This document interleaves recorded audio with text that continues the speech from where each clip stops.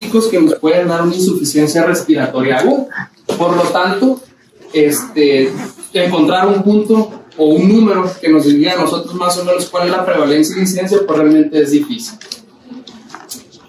De todos aquellos ingresos en una corte europea que fueron ingresados al hospital, la incidencia de una insuficiencia respiratoria potencialmente mortal fue del 77 al 88%, a 88 casos por cada 100,000 habitantes en el año. Entonces es una enfermedad que es prevalente, y esto es debido a las grandes causas que la generan.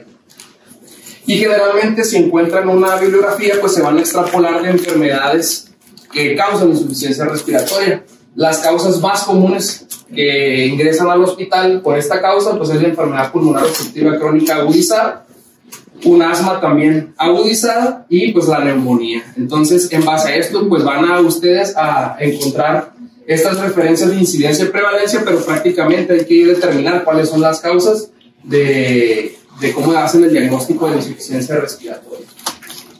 Aunque también el número de pacientes con insuficiencia respiratoria aguda menos grave es probablemente mayor, debido a que en ocasiones cumple con los criterios diagnósticos, pero no la determinamos o no la clasificamos como tal. Entonces puede que estas incidencias y prevalencias estén subestimadas. Como parte de la clasificación de la insuficiencia respiratoria, pues tiene diferentes subtipos. Una de ellas es por el contexto de tiempo. Esta puede ser una insuficiencia respiratoria aguda, una crónica o una crónica que se agudiza. Esto dependiendo de si el paciente tiene una patología de base. También se puede clasificar por mecanismos de insuficiencia respiratoria, ya sea por hipoxemia o por hipercapnia. Esos son unos mecanismos fisiopatológicos que vamos a mencionar más adelante. Es importante también determinar dos conceptos aquí o hacer la diferencia de estos.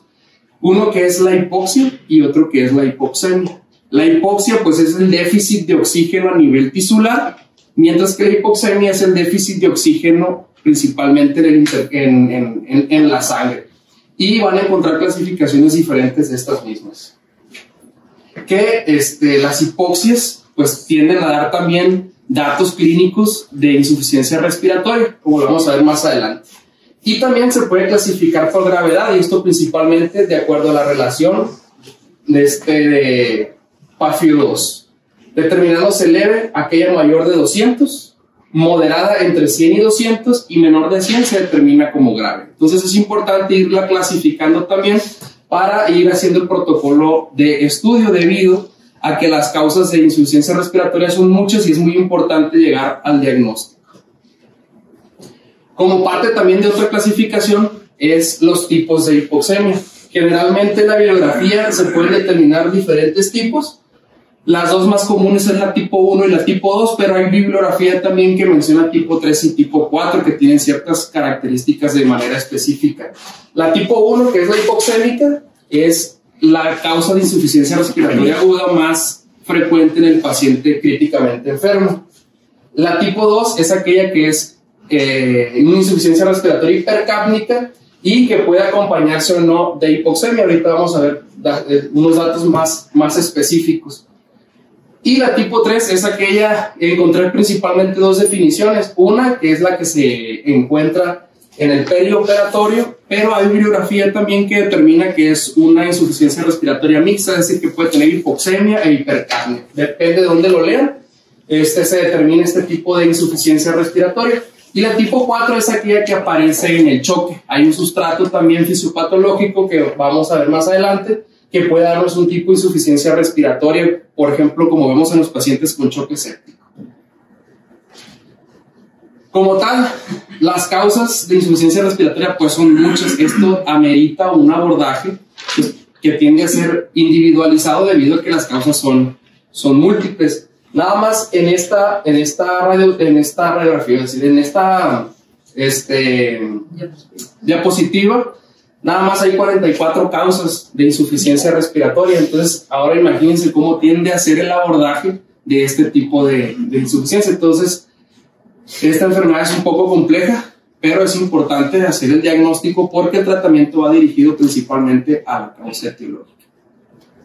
Entrando en materia, ya la insuficiencia respiratoria tipo 1, que es la hipoxémica, principalmente maneja 5 mecanismos de cómo se expresa esa hipoxemia.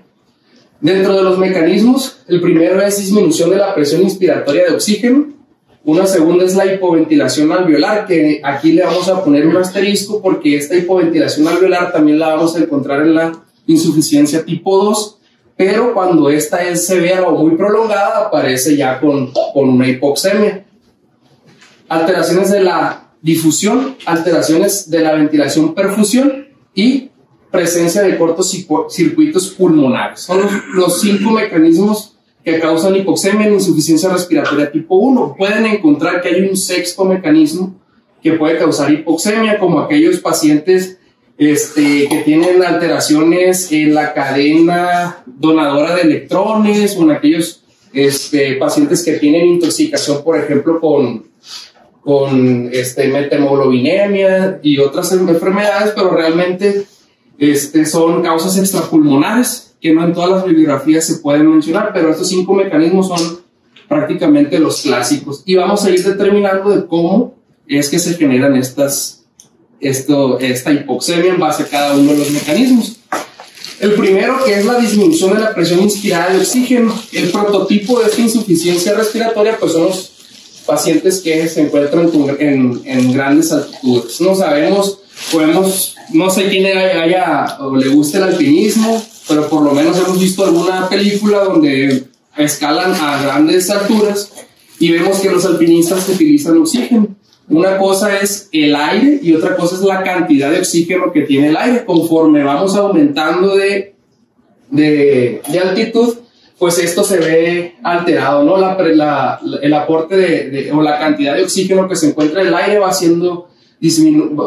disminuyendo. Entonces, de manera inicial, conforme aumenta la altitud, va disminuyendo la presión inspirada de oxígeno, pero por mecanismos compensatorios, nosotros vamos a aumentar el volumen minuto y eso va a corregir la hipoxemia. Sin embargo, va a llegar a un cierto punto donde este mecanismo ya va a ser, a pesar de que lo tengamos íntegro, va a ser insuficiente y estos pacientes pues pueden presentar hipoxemia. Entonces, prácticamente el prototipo es aquel paciente pues que se encuentra a gran altitud. Y mencionan otras causas, como por ejemplo, pues que esté doblado el catéter de oxígeno donde estamos suministrando el aporte, o lo que pasa muy seguido, ¿no? Que no hay oxígeno en el tanque. Esas como causas aparte, pero el prototipo principalmente es la altitud. El segundo mecanismo es la hipoventilación alveolar, y aquí es principalmente porque disminuye el volumen minuto. ¿Sí? Aquí hay pacientes que tienen, por ejemplo, SARS o enfermedades neuromusculares donde ya el volumen minuto es menor. Esto hace que disminuya la presión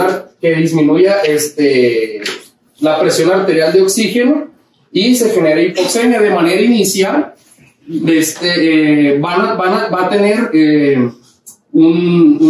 a mantener lo que viene siendo la oxigenación. Sin embargo, con el paso del tiempo y por la ley de la difusión de los gases, este oxígeno pues se va a empezar a consumir, y como no hay ventilación pues no hay aporte.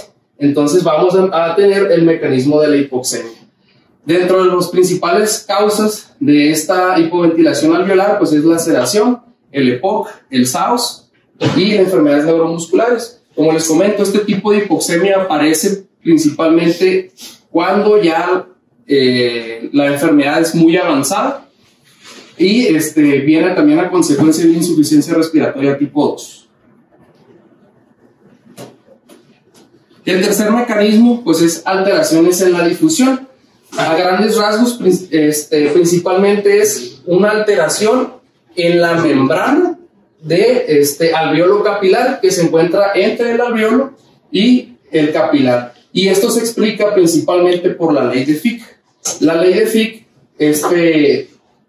se expresa como el paso del gas será directamente proporcional al área de la membrana y a la diferencia de la presión de los gases en ambos lados de la membrana. pero es inversamente proporcional al grosor de esta. Palabras más, palabras menos, mientras más gruesa esté la membrana o la distancia que separa el alveolo del capilar, pues va a ser menor. El paciente prototipo de este tipo de esta hipoxemia, pues son los pacientes con una neumopatía intersticial. Prácticamente este tipo de mecanismo de hipoxemia es muy selectivo para estos pacientes, ¿sí? Entonces se determina por eso principalmente.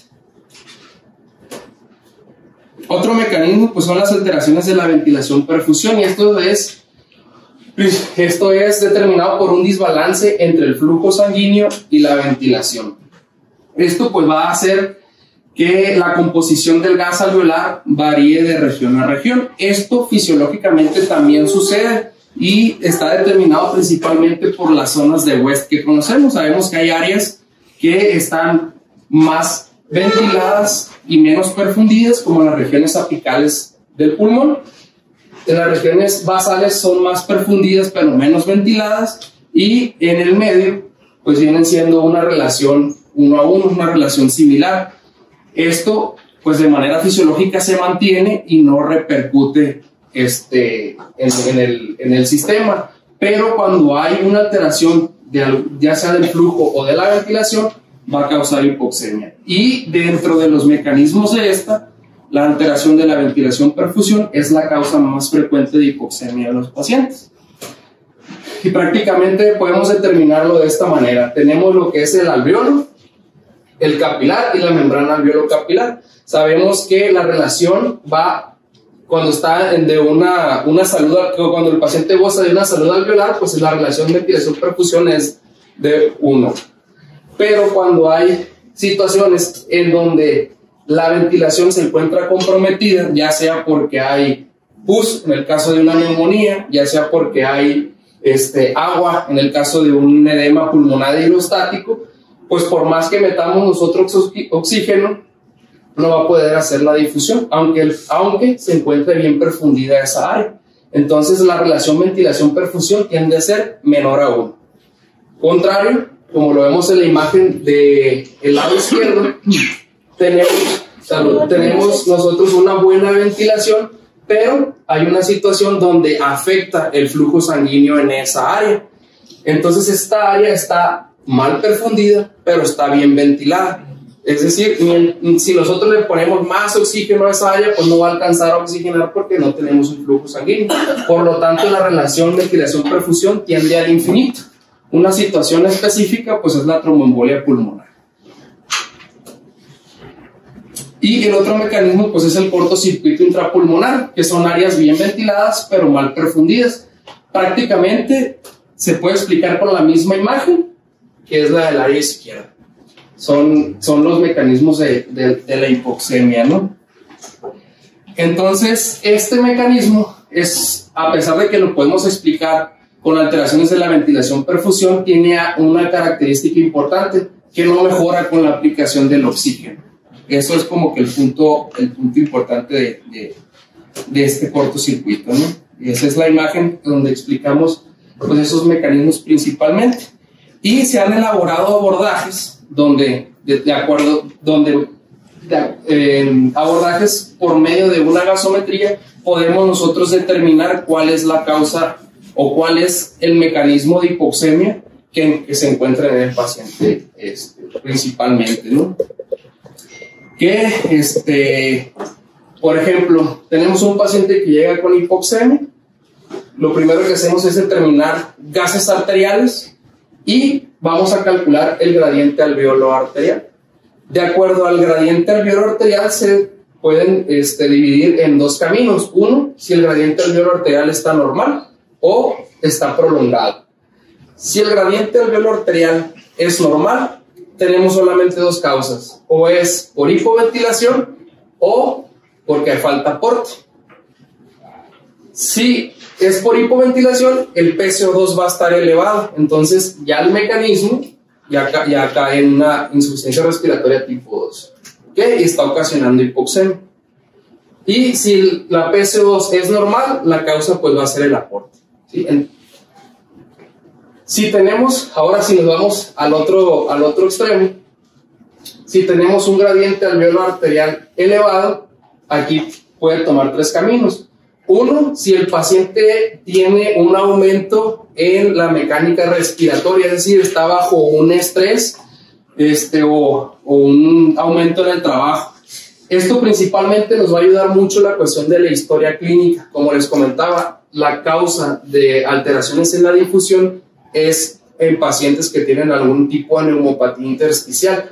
Entonces, si tenemos un buen antecedente que nos obligue a sospechar a esto, pues con un paciente que tiene un gradiente alveolar arterial y el contexto clínico adecuado, pues el sustrato va a ser una alteración de la difusión, como el mecanismo. Y la otra es administrar oxígeno. Si nosotros administramos oxígeno y la causa de la hipoxemia corrige, el mecanismo de la hipoxemia es por alteración en la ventilación-perfusión. Pero si a pesar de suplementarlo con oxígeno esto no mejora, la alteración o el mecanismo de la hipoxemia será un shock, un cortocircuito pulmonar. Y como vemos, es un abordaje donde nos da el mecanismo de la hipoxemia y nos sugiere cuáles pueden ser las causas que estén generando la hipoxemia. Sin embargo, esto no es tan simple. En los pacientes críticos pues tienden a haber 2 o 3 mecanismos de hipoxemia al mismo tiempo y esto lo hace un poco complicado. Por lo tanto, tenemos que hacer un protocolo de estudio para poder determinar cuál es la causa de la hipoxemia. Como parte ya de la falla respiratoria tipo 2, pues esta se define cuando el nivel de PCO2 es por encima de 45. Pueden también encontrar diferente bibliografía con puntos de corte diferentes, pero esto depende de dónde se haya hecho el estudio. Si estos tienden a hacer estudios donde se encuentran a mayor altitud, pues va a cambiar el nivel de PCO2, pero para fines prácticos arriba de 45 pues ya se determina hipercapnia, ¿no? El sello distintivo pues es la acidosis respiratoria con el aumento del PCO2, y las causas del abordaje de una insuficiencia respiratoria tipo 2 se puede dar por la fórmula de la presión arterial de CO2, que ya desglosada nos da a nosotros los diferentes componentes del cómo se produce el CO2 en el organismo, y principalmente son 3. El VCO2, que es un aumento en la producción, el VF, que es una hipoventilación, y el último cuadrito, que es el VDBT, que es un aumento en el espacio muerto. Entonces esos 3 son los principales mecanismos de la falla respiratoria tipo 2, que si los empezamos a abordar, pues también nos pueden dar una sospecha diagnóstica. Dentro de los mecanismos de hipoventilación, pues yo creo que son los más complejos, debido a que aparece pues a todos los niveles del sistema respiratorio, como lo vieron en las clases previas, ¿no? En el inciso A pues aparecen todas las causas de origen central, principalmente aquellos pacientes que ya pierden la autorregulación a nivel cerebral, o pacientes que han sido intoxicados principalmente por medicamentos como las benzodiazepinas, los opioides, que aumentan el umbral para que se active el centro neumotáxico y que genere la hipoventilación. En el inciso B aparecen todos aquellos determinados por la motoneurona superior, y en esto lo especifican como aquellos pacientes que sufren trauma medular, principalmente por arriba de C5, C4, donde pierden la capacidad de estímulo para el principal músculo respiratorio, que es el diafragma. En el inciso C, pues son lesiones que aparecen en la médula espinal, principalmente, o el prototipo de enfermedad, pues son la enfermedad de la poliomielitis, que pues actualmente pues es rara, ¿no? Pero es el sitio donde ella afecta. En el inciso D viene ya la motoneurona inferior, que podemos determinar diferentes enfermedades. Dentro de las más frecuentes, pues el síndrome de Guillain-Barré, o aquella neuropatía asociada a enfermedad crítica que vemos pues aquí en la terapia intensiva. En el inciso E son aquellas relacionadas a alteraciones en la placa neuromuscular, principalmente miastenia gravis o el síndrome de Lambert-Eaton, que son las que afectan a ese nivel, que pueden darnos un tipo de insuficiencia respiratoria tipo 2. En el inciso F tenemos aquellos que se encuentran afectando los músculos de la respiración, principalmente aquellas alteraciones que disminuyen la fuerza o la capacidad de estos músculos, como la desnutrición. En el inciso G, pues son aquellos que alteran la integridad de la caja respiratoria. Por ejemplo, aquellos pacientes con una cifosis muy marcada, que tienen alteraciones en la cinética respiratoria, aquellos pacientes que tienen fracturas costales y que pueden determinar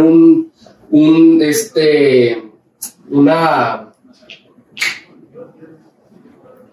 tórax inestable, ¿sí?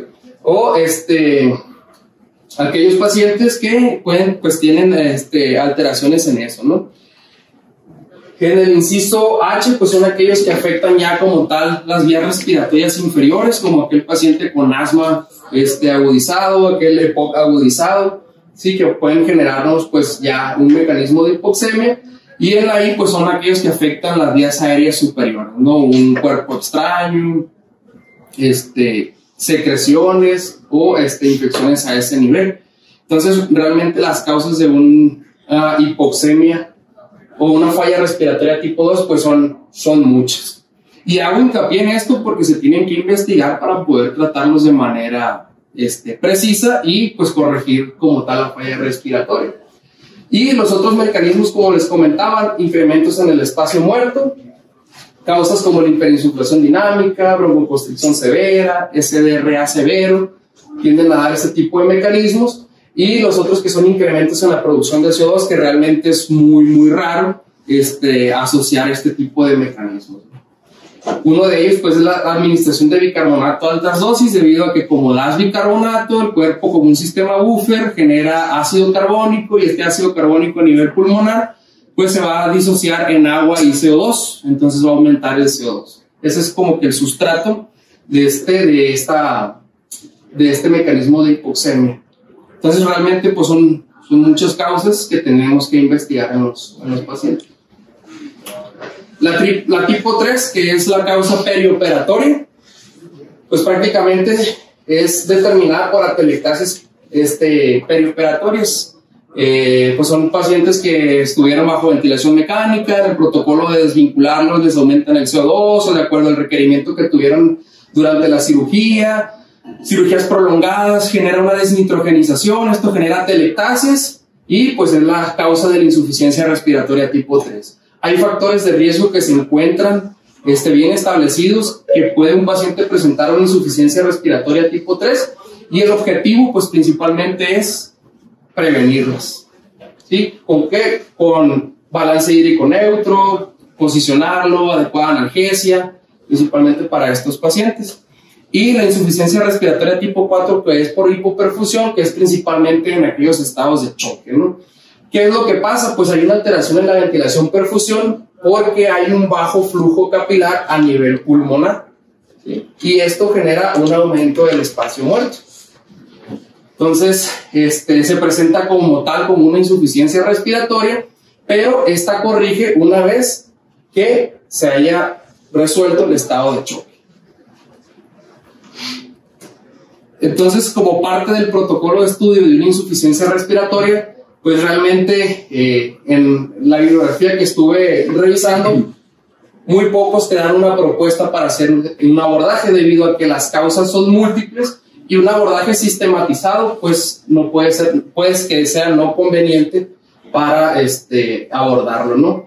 Cosas importantes y que todo el tiempo lo hemos hecho, la historia clínica nos va a dar muchos datos de hacia dónde dirigirnos, la exploración física de datos de insuficiencia respiratoria, el abordaje gasométrico como lo vimos en unas diapositivas previas y pues obviamente tratarlo, ¿no? De acuerdo a la sospecha diagnóstica. Por lo tanto, me gustó mucho este este cuadro donde viene determinado cómo podemos ir, o esta propuesta que dan de cómo podemos ir investigando la insuficiencia respiratoria.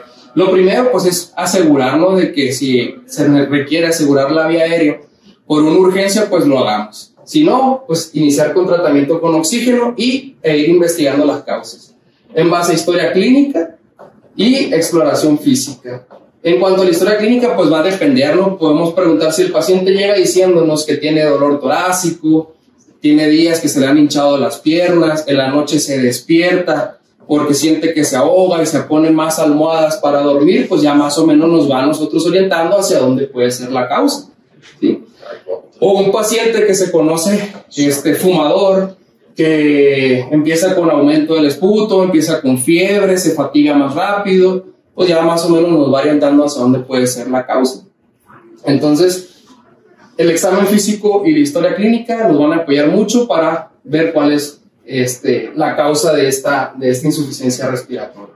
Lo otro es obtener estudios de laboratorio que nos van a ayudar para los diagnósticos diferenciales. Uno que siempre debemos de tener para hacer el protocolo de abordaje, pues es la gasometría, ¿no? Como vimos, es la que nos va a dar el mecanismo de la hipoxemia y la probable causa que nos esté ocasionando esa insuficiencia respiratoria. Y esto es muy importante debido a que nos va achicando las posibilidades diagnósticas mientras hacemos el abordaje. Estudios de laboratorio generales, una radiografía de tórax y un electrocardiograma, ¿no? Como causas así de un paquete de laboratorios que nos puede ayudar para empezar a hacer el diagnóstico diferencial. Y en la columna de abajo viene ya pedir estudios de laboratorio o de imagen de acuerdo a tu sospecha clínica. Si sospechamos en que la causa es una insuficiencia cardíaca, pues un BNP, un ecocardiograma, pues puede ser adecuado. Por lo tanto, pues son muchos los datos clínicos que tenemos que recabar para poder hacer el abordaje. No hay que casarnos con nada, hay que hacer como tal el abordaje, ¿no? Como parte de la insuficiencia respiratoria, pues también tenemos que determinar los signos clínicos de la insuficiencia. Hay una escala que se determinó en la pandemia, donde determina diferentes tipos de hallazgos clínicos que a nosotros nos van a sugerir de que el paciente puede requerir una intubación.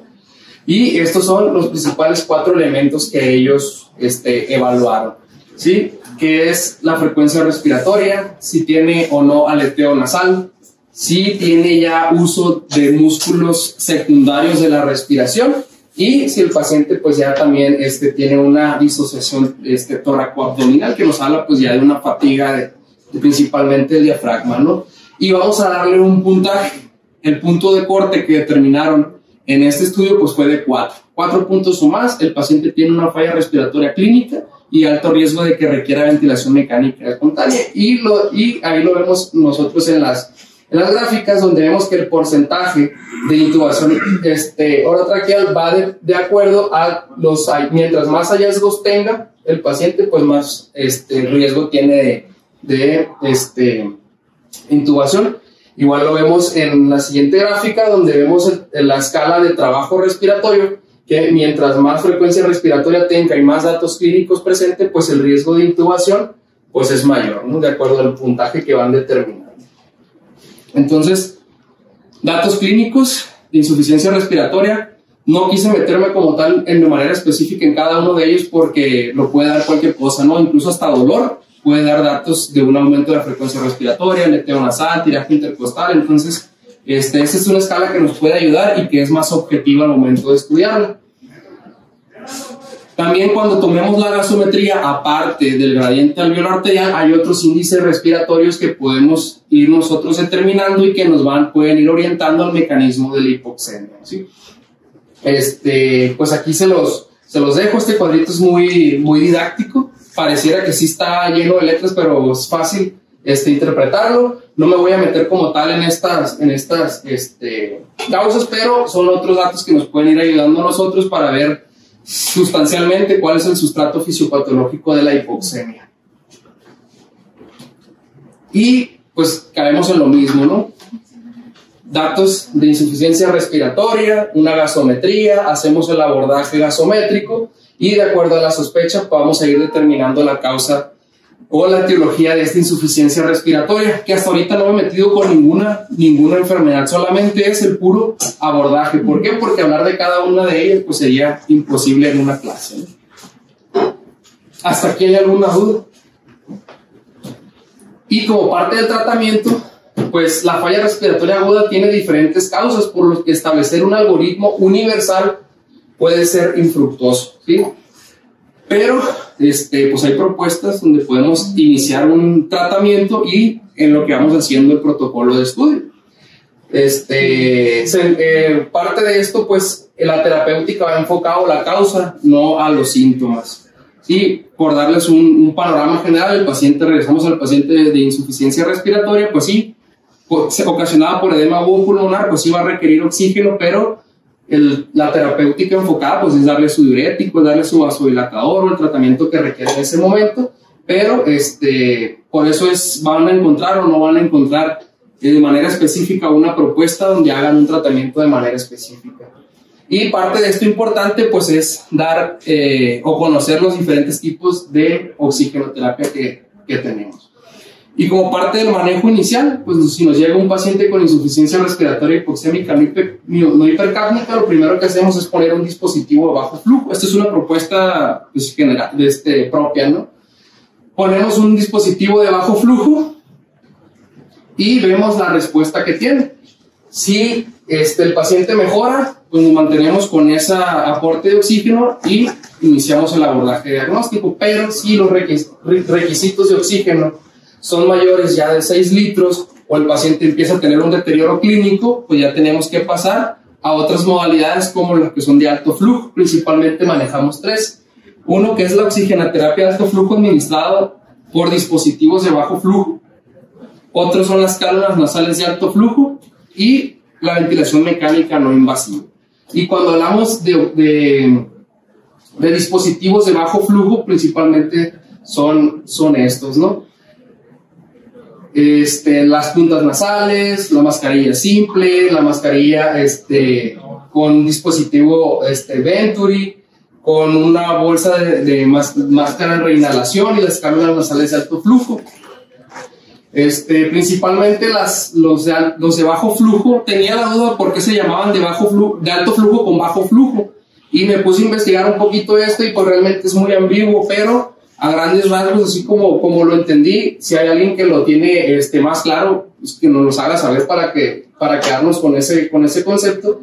Es que como se están administrando un cierto flujo, realmente no es constante en un paciente. Por darles un ejemplo, ¿no? Hay tablitas donde nos dicen, si le pones 2, 3, 4 litros de oxígeno a las puntas nasales, te va dando que 24, que 27, que 31.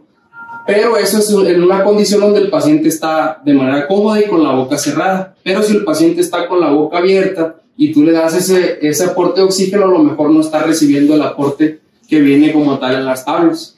Entonces, por eso se le determina de bajo flujo. Y los otros dispositivos, como los mecanismos de mascarilla tipo Venturi y la bolsa con reinhalación, cuando le das el aporte de oxígeno, por ejemplo, arriba de 10 litros, estás asegurándote que el aporte esté por encima del 90%, independientemente del mecanismo de respiración que tenga. Entonces, básicamente, por eso era el concepto que mencioné anteriormente, ¿no?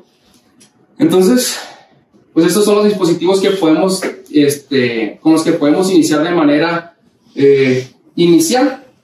Y si no, pues podemos utilizar otros dispositivos ya de alto flujo, ¿no? Como las cánulas nasales de alto flujo, que conocemos todos los beneficios que tienen estas, como disminuye el esfuerzo respiratorio, incrementa el confort del paciente, promueve el lavado broncoalveolar y otras,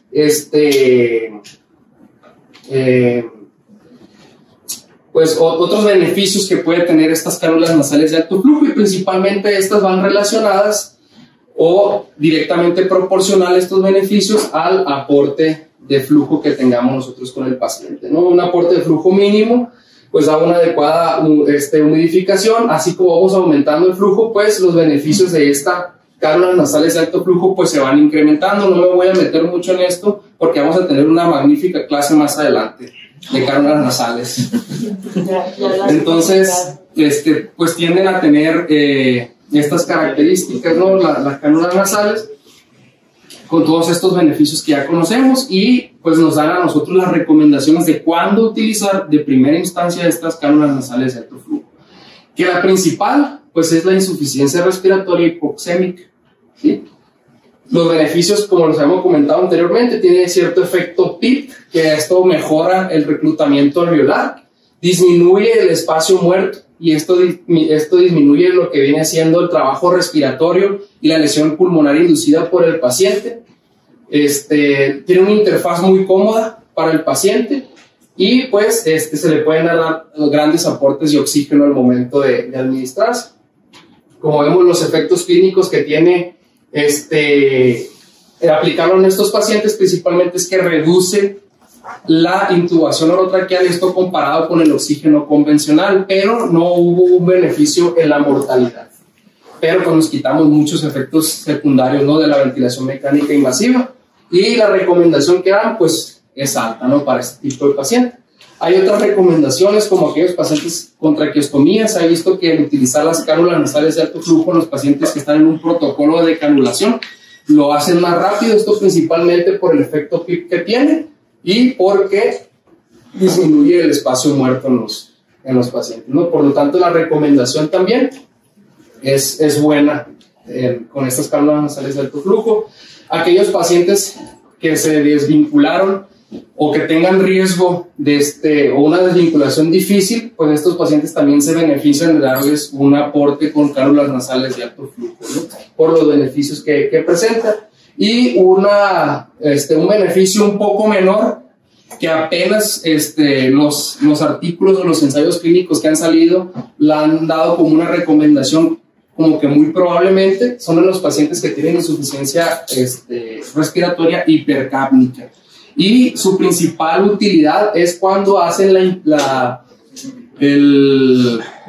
cambio, cuando se quita la mascarilla de la ventilación mecánica y se pueden poner las cánulas nasales de alto flujo. Ahí es cuando principalmente ellos recomiendan utilizarla, ¿no? Entonces ahí podemos ponerle un asterisco como parte de una recomendación primaria, pero el resto pues sí hay ensayos clínicos que lo demuestran y que lo recomiendan, ¿no? Y como parte también de una evaluación en un paciente que vayamos a utilizar las cánulas nasales de alto flujo, pues aparte de la evaluación clínica es el índice de ROX, ¿no?, que esto se calcula principalmente en 3 momentos, que es a las 2, a las 6 y a las 12 horas, ¿sí? Y pues prácticamente hay puntos de corte que van a determinar si el paciente tiene riesgo de una intubación orotraqueal o se puede continuar con esta misma terapia. Recordar que estas terapias son transitorias, no se pueden utilizar como tal, como una estrategia que se quede por largo tiempo, ¿no? Básicamente entre 12 hasta 78 horas. Y hay puntos intermedios donde ahí no está tan claro el beneficio que puede tener el paciente y tenemos que hacer nosotros una reevaluación más pronta, principalmente con un delta, ¿no? Igual tomando una gasometría, y si el delta es menor de 0.5, pues hay que irnos ya a una intubación, y si es mayor de 0.5, pues podemos continuar vigilando al paciente. Principalmente este tipo de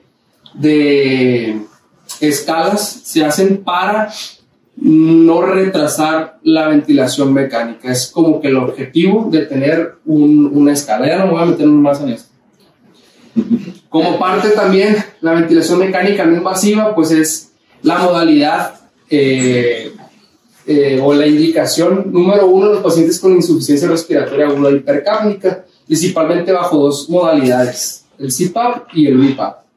Y la población donde hay mayor evidencia y que tienen mejoría estos pacientes, pues son en aquellos portadores de EPOC, que se encuentran agudizados con insuficiencia respiratoria, acidosis respiratoria y edema pulmonar cardiogénico, ¿no?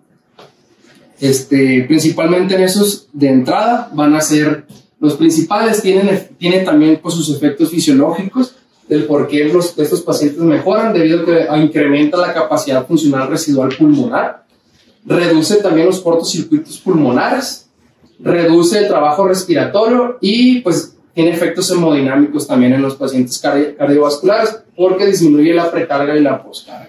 No me voy a meter más en detalle en esto, pero en base a eso pues es el por qué estos pacientes tienen una mejoría clínica. Pero también hay que ver que a pesar de que el paciente tenga una indicación primaria, también hay contraindicaciones, hay que tenerlas en cuenta, ¿no? Realmente son muchas contraindicaciones. Ahí se las dejo para que le den una revisada pues, más adelante, ¿no? Y pues esta tablita también se me hizo muy dinámica, donde creo que es más fácil determinar cuándo es una recomendación con un buen grado de evidencia, intermedio, y no se recomienda, ¿no? Por ejemplo, en este caso, que es antes de la ventilación mecánica, dice que tienen una buena evidencia de utilizar la ventilación mecánica no invasiva en aquellos pacientes que tienen edema agudo pulmonar, como lo mencioné anteriormente, EPOC, en obesidad, en aquellos pacientes que tienen una insuficiencia respiratoria aguda de leve a moderada. Hay un estudio que es el estudio Florali, donde determinaron a estos pacientes quienes se beneficiaban de principalmente utilizar una ventilación mecánica no invasiva contra ventilación mecánica invasiva en los pacientes con insuficiencia respiratoria en sus 3 grados de severidad, y se vio que en los pacientes que tenían una insuficiencia respiratoria severa tenían mayor riesgo de fracaso a esta terapéutica, incluso de mortalidad. Por eso tiene un área de incertidumbre o no se recomienda al momento inicial. Como parte de la preoxigenación, los que estuvieron en la clase previa que di de vía aérea difícil, habíamos mencionado de ciertos protocolos donde recomendaban utilizar la preoxigenación con ventilación mecánica no invasiva o ventilación mecánica no invasiva con cánulas nasales de alto flujo. Entonces hay evidencia de esto, por lo tanto también se recomienda.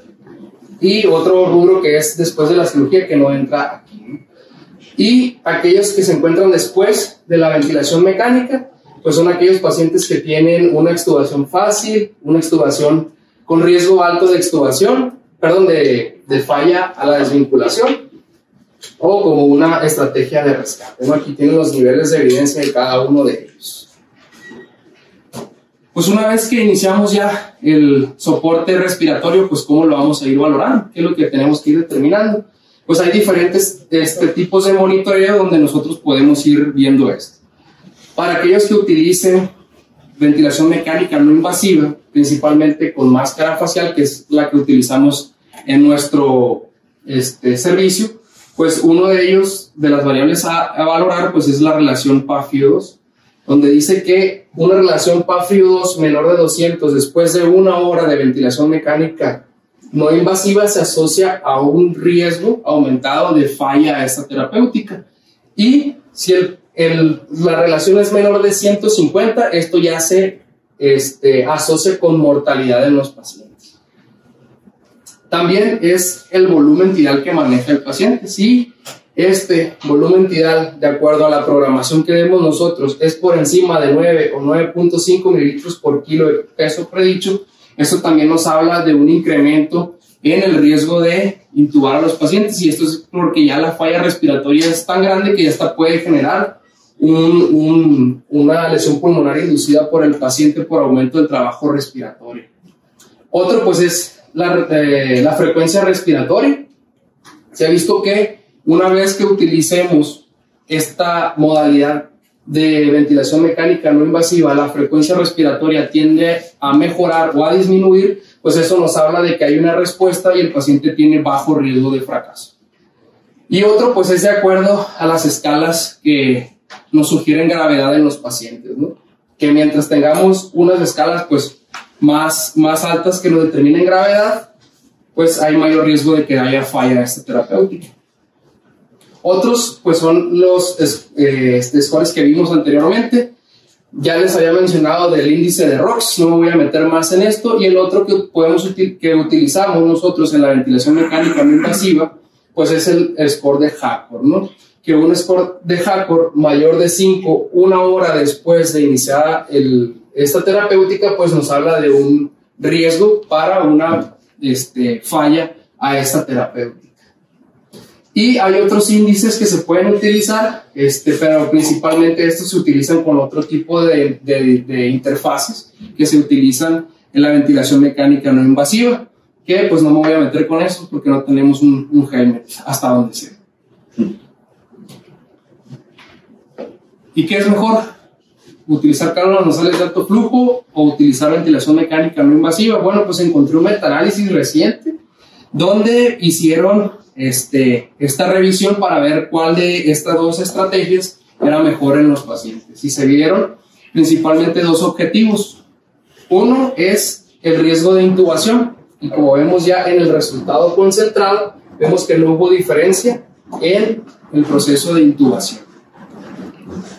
Asimismo, se valoró también la mortalidad de acuerdo a estas dos estas dos terapéuticas, y vemos que también en el concentrado pues no hay una diferencia o no se tiende a ver un beneficio en ninguno de estas dos, ¿no? Entonces, hasta el momento no hay una diferencia si utilizamos una estrategia sobre otra, pero recordar que hay indicaciones primarias donde una puede ser mejor que otra, de acuerdo a los beneficios correspondientes de cada una de ellas.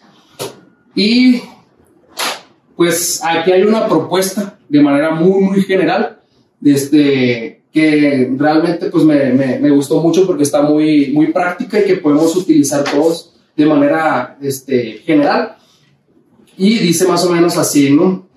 Tenemos un paciente con una falla respiratoria aguda con datos clínicos de disnea moderada a severa, pues podemos hacer una prueba de ventilación mecánica no invasiva, ya sea con cánulas nasales de alto flujo o ventilación mecánica no invasiva, y hacemos la revaloración, ya sea una hora en el caso de ventilación mecánica no invasiva o 2 horas en el caso de cánulas nasales de alto flujo, con sus indicaciones primarias en cada una de ellas. Si los puntos de corte nos dan a nosotros para falla en cuanto a esta terapéutica, pues ya nos tenemos que pasar a una ventilación mecánica no invasiva con metas de neumoprotección, que tampoco me voy a meter en esto, sino que pues ya nos habla de que ya está grave el paciente, ¿no? Y tuvo una falla ya a la cuestión del aporte de este mismo. Y pues le estuve buscando, aparte de esto, si había algún otra terapéutica aparte de la ventilación mecánica no invasiva que podamos utilizar en los pacientes con falla respiratoria de manera general. Y hay una revisión que hizo un journal europeo de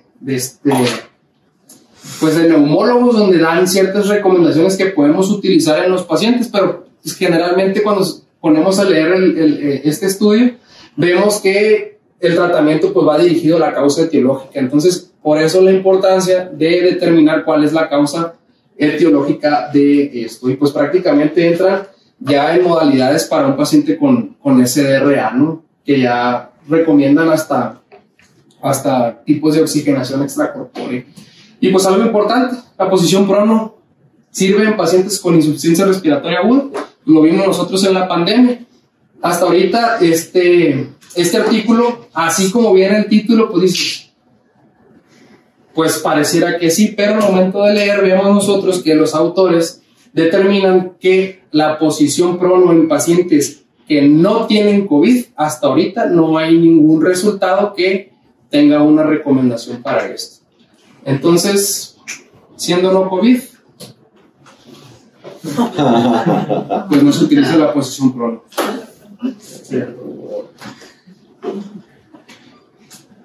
Okay. Ay, no. No se la paso cerrando la cara. Yo creo que la casa yo ya puedo omitir. No, fue diciendo todo.